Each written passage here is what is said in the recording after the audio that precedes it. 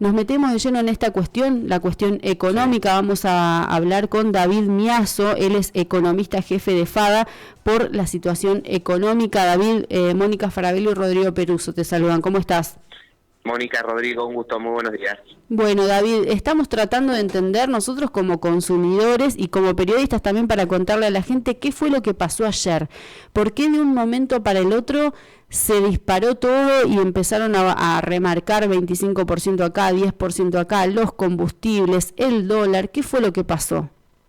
Bueno, en primera instancia lo que pasó fue una devaluación del tipo de cambio oficial, que subió cerca de un 22%, ¿no? Eso claramente impacta en los precios de toda la economía, en el sentido de que muchos precios tienen componente importado, muchos productos y servicios tienen componente importado. Si no se importan, se exportan, como eventualmente podría ser el petróleo, los combustibles, y si no pasa ninguna de las dos cosas, una devaluación en realidad lo que termina significando no es que sube el dólar, sino que baja el peso. Claro. Cuando baja el peso, necesitas más pesos para comprar los mismos dólares o para comprar los mismos productos y servicios. Entonces, en primera instancia lo que sucedió es una devaluación del tipo de cambio oficial, una pérdida del valor de la moneda y por lo tanto los precios se ajustan a esa nueva realidad. En una economía más normal, esto tardaría un par de meses. En una economía como la Argentina, con el ritmo de inflación que tiene y con el ejercicio inflacionario y devaluatorio que tenemos todos nosotros, ese traslado a precios de la devaluación termina siendo muy rápido. Esa fue la primera cuestión central. Y simplemente te agrego, después si querés lo profundizamos, también el salto de los dólares libres, que de alguna manera impacta no en el costo inmediato, sino en las expectativas hacia el futuro. Los empresarios de la Argentina ya están como acostumbrados a esto, digo, ven que se liberó, que aumentó un 22% el dólar blue, el dólar oficial también, e inmediatamente lo trasladan a los precios. Digo, es un ejercicio que ya el empresariado argentino ya tiene como bastante aceitado. Sí, básicamente nadie quiere salir perdiendo en la nueva situación. Entonces todo el mundo sabe que mañana las cosas van a estar más caras.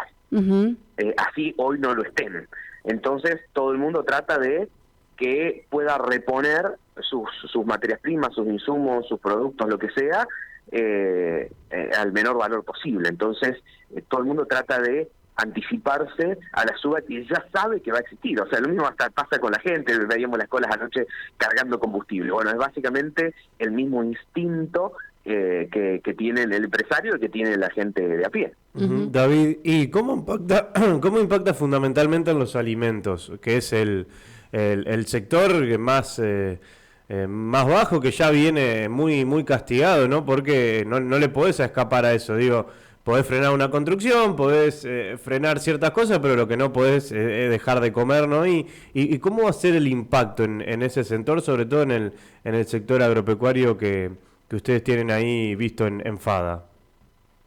Bueno, el impacto termina siendo directo como gran parte de la economía, ¿no? Probablemente no veamos remarcaciones de precios de un día para el otro del 20%, pero es de esperar que en cuestión de 1, 2, a lo máximo 3 meses, se transfiera el total de la devaluación a los precios de los alimentos también. Y en eso también impacta algo que vos acabas de mencionar.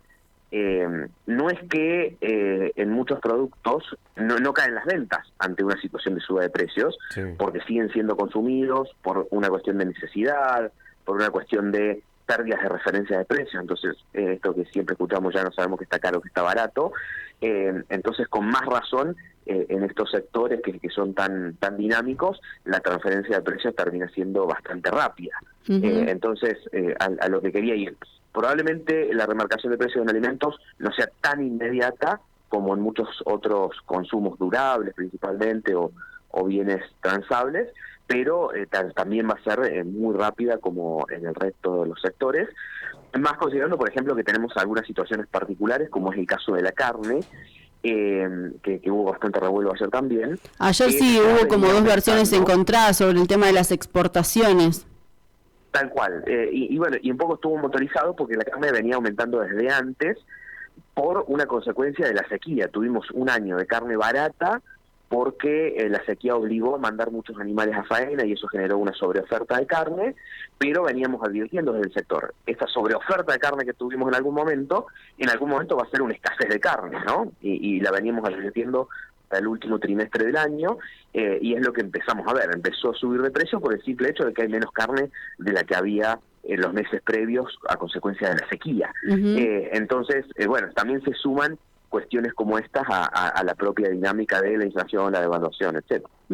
Estaba leyendo recién lo que fue la conferencia de prensa de ayer, con estos acuerdos de precios con sumas de un 5% mensual. ¿Sirven estos acuerdos? Nosotros ya hemos visto un montón de veces lo que son los precios cuidados, los precios justos ahora. ¿Sirve de algo? No, la verdad es que no tienen un impacto significativo sobre la inflación. ¿Y por qué? El primer punto es una cuestión de fondo. Acá el problema no son los precios. Digamos, no es que hay un problema con el precio de la leche, de las galletitas, del pan o de cualquier cosa. El problema son los pesos, que es lo que arrancamos diciendo. O sea, la devaluación significa que los pesos valen menos. Entonces, como el problema son los pesos y no son los precios, yo estoy con un acuerdo de precios, yo estoy atacando el síntoma, no el problema, ¿no? Entonces, de ninguna manera, en ningún país y nunca en la historia han funcionado para lograr contener la inflación, porque no eran el problema original en general, ¿no? Es el primer punto. Y después, el impacto es muy limitado porque, bueno, es un grupo pequeño de precios, de productos respecto a todo lo que se mueve, porque normalmente se hace con las grandes cadenas de supermercado y no llega a los comercios de cercanía, donde en general compran quienes viven en barrios populares o quienes menos ingresos tienen. En general llega más al área metropolitana de Buenos Aires y mucho menos al interior, donde tenemos otros supermercados regionales, etcétera, que eventualmente no entran en los acuerdos de precios. Entonces, por esos múltiples motivos, la verdad es que no terminan generando ningún impacto significativo en la inflación, pero bueno, también existe la necesidad política de mostrar reacción al problema y mostrar que algo se está haciendo, aunque ese algo no termine generando mucho impacto. Sí. David, ¿cuánto le atribuís al factor Milei elecciones en esta escalada de los precios y cuánto en definitiva a la devaluación que hizo el gobierno del dólar oficial? Bueno, es un poco lo que les decía al principio. Lo más inmediato es el efecto de devaluación, que es muy claro, que afecta directamente las importaciones, las exportaciones y las transacciones al dólar oficial, ¿no? Ese es un primer impacto muy claro. Después lo de Milei un poco lo vimos un poco más, si querés, en el dólar blue, que en otra cuestión, o en las acciones, en los bonos, y básicamente más que Milei o no Milei, yo entiendo que es un efecto de incertidumbre, ¿no? De que queda el panorama muy abierto, se dividió la elección en 3 tercios, en octubre puede pasar cualquier cosa, puede llegar cualquiera de los 3 al balotaje, entonces ese grado de incertidumbre, de que no haya un claro ganador, es un poco el efecto paso, el efecto Milei. Y además, bueno, eventualmente se pueden sumar algunas dudas respecto a la capacidad eventualmente de un Milei presidente de realmente llevar a cabo las propuestas que ha tenido, sin gobernadores, con bajo poder en el Congreso, digamos, la gobernabilidad que pueda llegar a tener en su momento, eso probablemente también le pueda agregar algunos grados de incertidumbre. Cuando hablamos de una posibilidad de Milei presidente, todo el tiempo están y estamos los medios de comunicación hablando de la dolarización. ¿Es algo posible? ¿Qué efectos podría traer, por ejemplo, en los primeros tiempos? Bueno, mira, acá el análisis que hemos hecho en FADA es que básicamente, primero el cómo aplicarla está la primera duda. Porque básicamente a todos quienes hoy tienen pesos, vos les tendrías que dar dólares. Y el gran problema que tiene la economía es el exceso de pesos que tiene. Claro. Entonces, la primera duda del cómo es, bueno, ¿cómo aplicar una dolarización si el Banco Central no tiene un solo dólar y nadie nos quiere prestar, ¿no? Entonces, esa es la primera duda de cómo aplicarlo. Y después hay una segunda duda del para qué. Está claro que el primer para qué es lograr estabilizar la inflación, ¿no? Es lograr que la moneda deje de perder valor directamente tomando la moneda de referencia a nivel mundial. Luego de haber fracasado históricamente Argentina en lograr construir una moneda que preserve el valor en el tiempo, ¿no? Sí. Entonces, ese para qué está muy claro. Sin embargo, hay otro para qué que es el funcionamiento en general de la economía. Si miramos la experiencia internacional, los únicos países que han dolarizado son economías relativamente chicas. Ecuador es el caso de la economía más grande, y Argentina es mucho más grande en territorio, en población, en PBI, que lo que es Ecuador, y el resto de las economías que han dolarizado son mucho más chicas. Entonces, una economía grande o mediana como Argentina, es lógico que tenga su propia moneda, sobre todo para poder absorber, por ejemplo, shocks externos. ¿Qué pasa si estamos dolarizados y mañana Brasil mete una gran devaluación, nuestro principal socio comercial y vecino?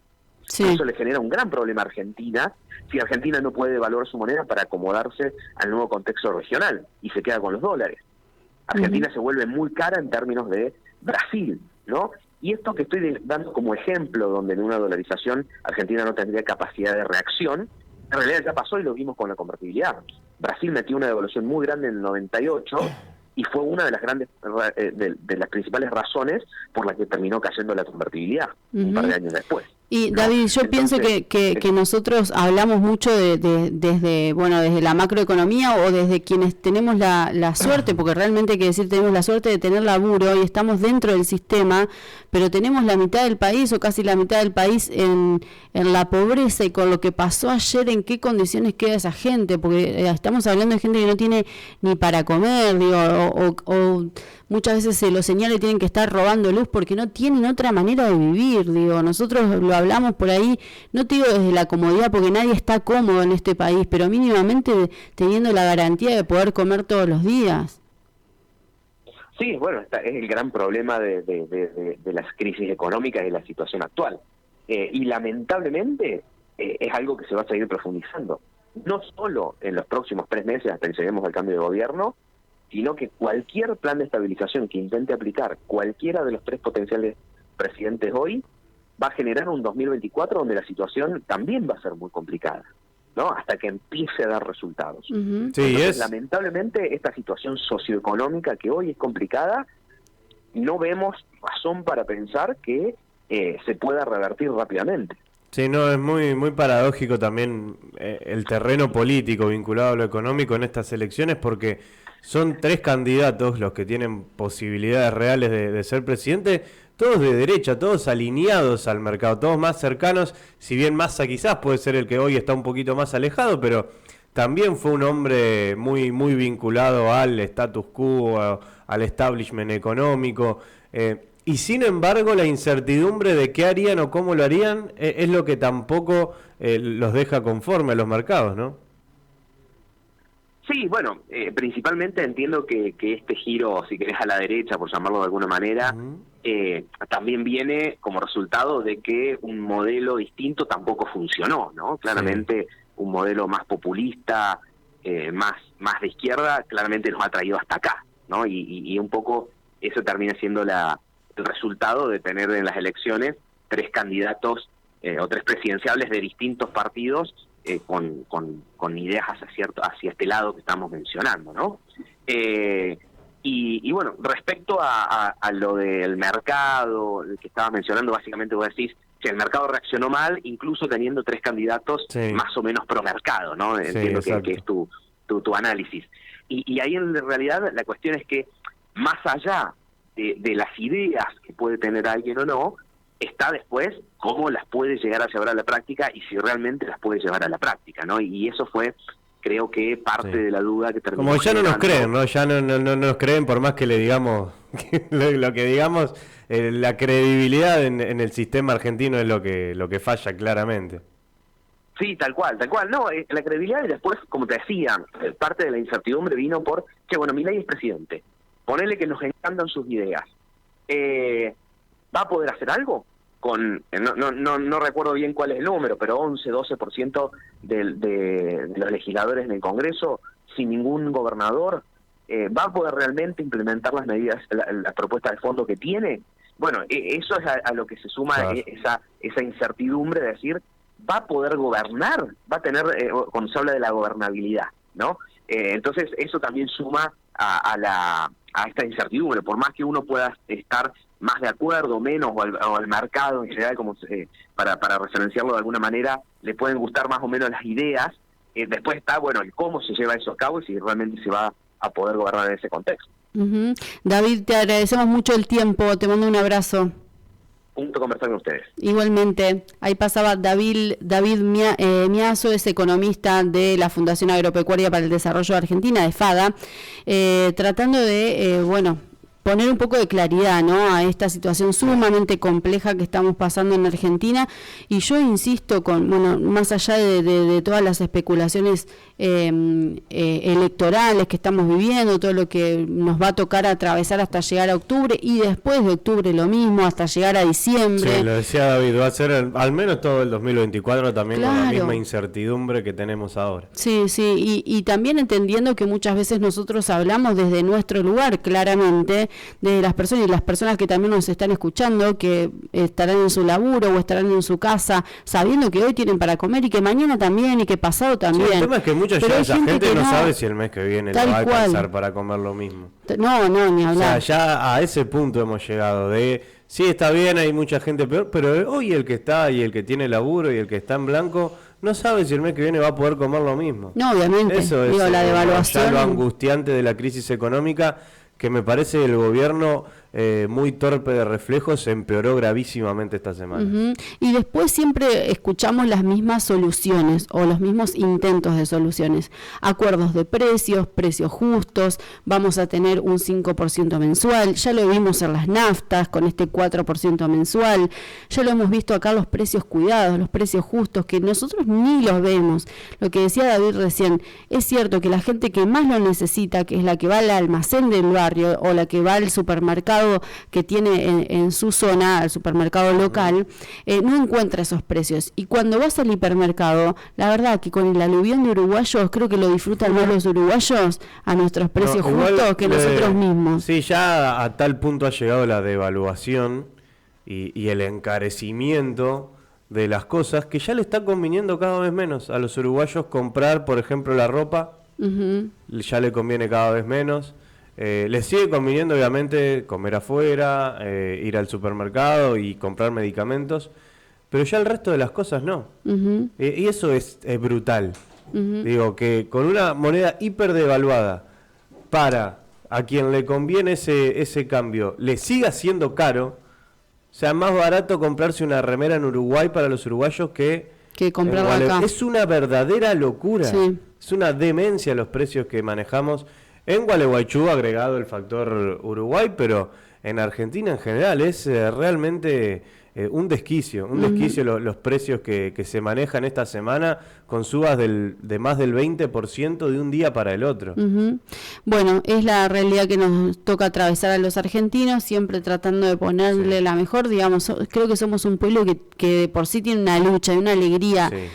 Y una resistencia, Dios mío, una resiliencia y una creatividad para sortear las crisis que, hacen de alguna manera que vivamos en crisis. Cuando decimos, vamos a tomar una decisión, no sé, de un gasto, de una decisión laboral, lo que sea, vamos a esperar y no esperes, porque si esperamos una estabilidad, vivimos de crisis en crisis.